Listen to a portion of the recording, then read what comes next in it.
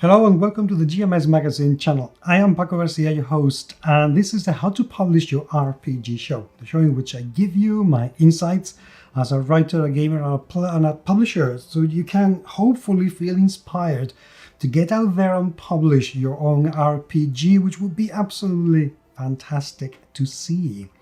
Somebody asked in Facebook a little while ago, once you create a layout for one book, are the others easy? How hard is it to change layouts?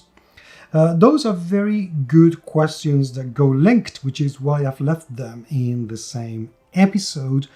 And they have a very nuanced answer.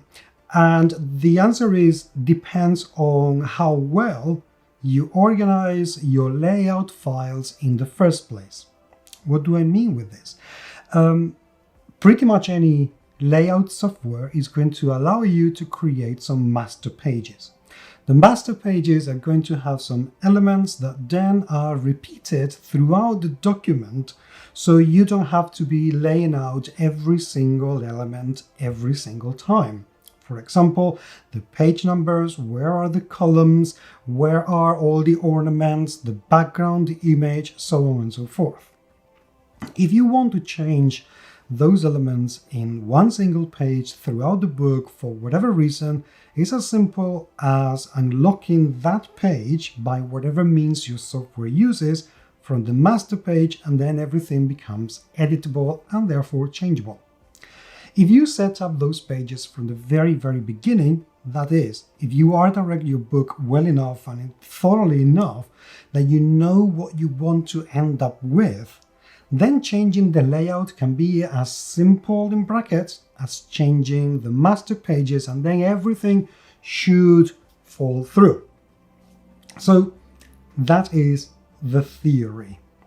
Once you apply that though, paragraph length can change, the length and width of the titles can change as well, and you may find that the book that was, say, 50 pages long, it may be 53 or 54, and you may have to adjust an awful lot of the stuff anyway.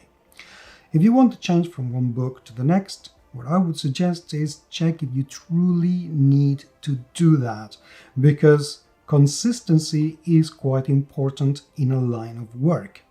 If you're publishing adventures for the same game, let's assume that you are writing adventures for Call of Cthulhu, for saying something, or Dungeons and Dragons. It doesn't matter which one it is, but you want to write adventures for them. If you follow their patterns, if you follow the guidelines, and if you follow the style consistently, everyone will be able to identify that your adventure is for that particular game. Let's say that, for example, you decide to publish a Call of Cthulhu adventure with a D&D layout.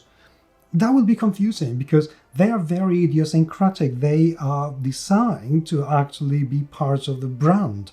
So it could make things very difficult to identify. If you want to publish a trilogy, then you want to keep the same layout throughout unless there is a very good reason for it, which there might be.